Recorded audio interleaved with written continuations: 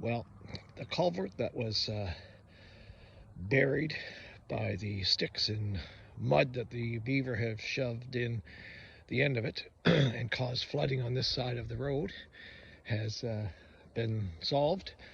I've been pulling the sticks and stuff out of the culvert here, and it's getting cold enough now that I think the beaver has moved out. He's no longer doing what he wasn't supposed to be doing here, so he's found another place.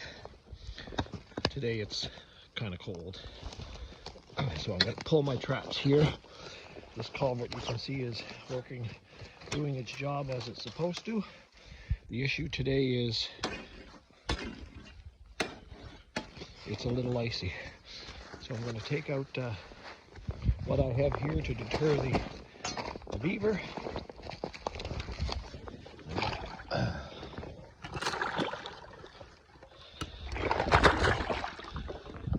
Make it across this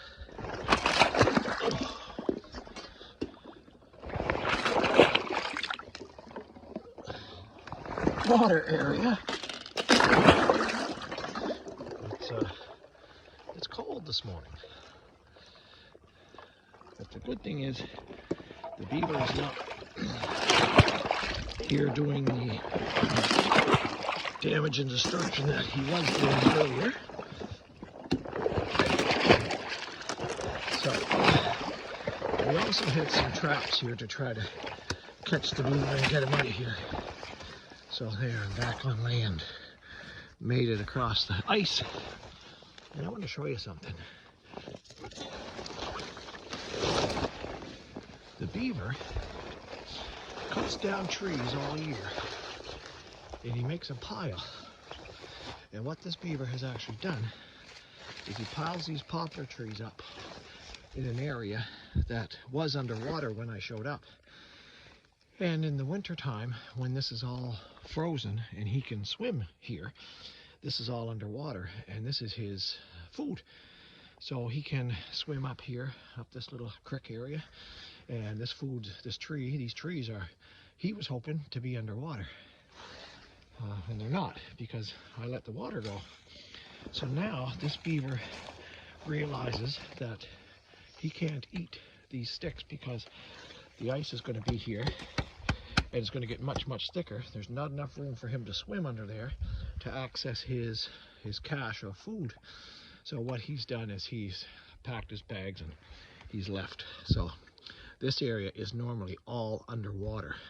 I want to show you one more thing.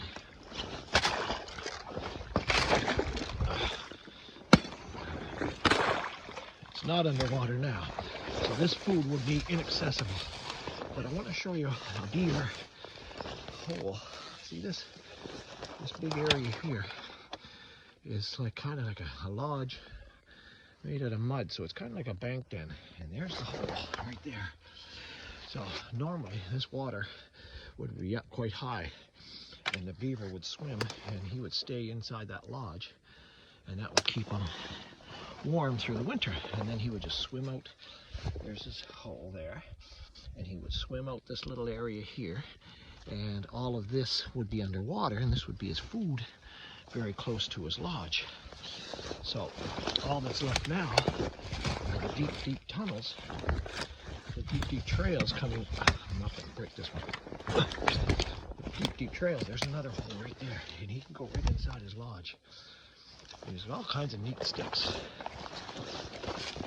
And this one over here, you can see is another hole that a week and a half ago, was underneath the water.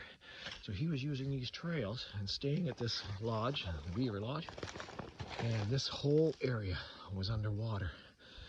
And I guess I outlasted him. He has given up and moved out. So all of this food here will just lay here, I guess. It's unfortunate all the trees have been cut down, but that's what they do. So crisis averted.